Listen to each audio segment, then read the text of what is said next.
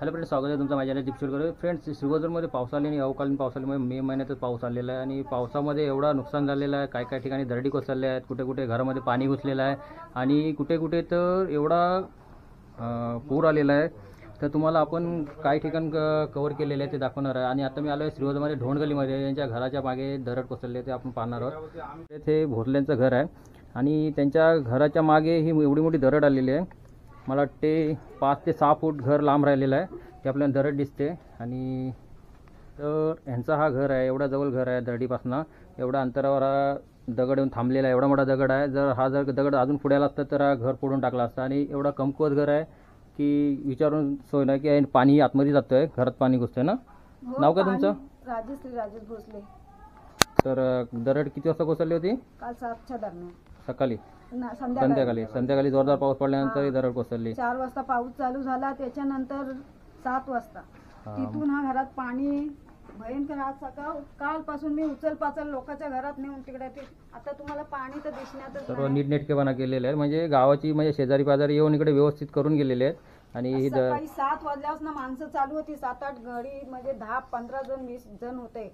आत्ताच जस्ट गेले तुमच्या पुढे सर. सगळं पाणी पूर्ण घरात येत होता. घरात पूर्ण ओके. आता तुम्हाला पाणी हा दिसत नाही सर. मगाशी बदला असतं तर एवढा पायथळ पाणी सकाळपासून पाणी कालपासून सर चालू आहे. आता तुम्ही जस्ट थांबले जस्ट म्हणजे डोकाच मॅट झालेला आमचा हा सगळा पडलेला. आज 20-25 गडी गावातली सगळी गडी होती. म्हणजे सरकारी कोण आले पंचनामा करायला आलेले सकाळी. मग काय तुमचा काय सरकारशी काय बोलणं काय तुम्हाला? बोललो आम्ही. बोला आता आम्ही काय करायचं ह्याच्याशी. आमचं आता कोणच नाही. तुमची अपेक्षा काय आहे नगर परिषदकडनं? आता नगरपालिकेने काय पिचिंग बांधून द्यावी ना सर. आता आम्ही काय करणार गरीब माणसं. मी पायात आदू मी लोकांची भांडी घासून कामं करते आणि माझे बच्चे ते लहान आहेत. आज हर वर्षी पाण्याची मातीची खाण पडते. 1 वर्षाला पण पडले ते आम्ही नगरपालिकेत गेले तर तुम्ही डोंगरात घरं का बांधले. तर आमचं पहिल्यापासूनच घर आहेत तर आम्ही काय करणार. आता आम्ही खाली जागा कुठंतरी आम्ही 4-8 दिवस आम्ही राहू शकतो पण वर्षाच्या 12 महिने कुठं राहणार. आता मी 4 दिवस कोणाच्या घरी झोपायला जाऊ.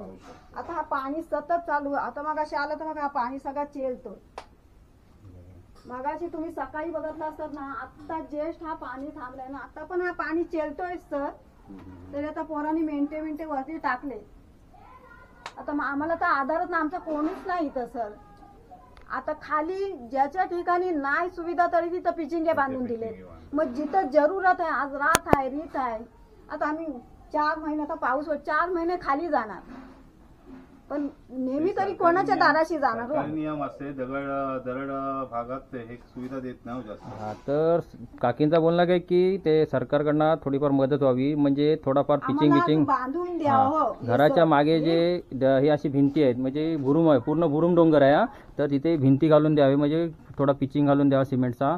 तर असं त्यांचं बोलणं आहे. कारण ही आपल्याला दिसते पूर्ण डोंगर भाग आहे. हा पूर्ण डोंगर भाग आहे आणि सर अशा दगडी त्याच्यात आहे. तर अजून दरडी कोसळण्याची शक्यता जास्त. फ्रेंड्स, श्रीवर्धनमध्ये आपण ढोणगलीमध्ये आलो होतो आणि ढोणगलीमध्ये भोसले यांच्या घराच्या मागे दरड कोसळली आहे आणि भरपूर अशी बिकट परिस्थिती आली. घरात भरपूर पाणी घुसलेलं आहे. आपण त्यांची आता दरडी बघितलात आपण. तर हा व्हिडिओ दाखवण्याचा हेच प्रयत्न होता की भरपूर गरीब परिस्थिती आहे, त्यांची घर बांधण्याची परिस्थिती नाही. तर त्यामुळे हा व्हिडिओ बनवण्यात आलेला. तर आपण अजून श्रीवर्धनमध्ये पाहूया कुठे घडामोडी झालेल्या आहेत त्या.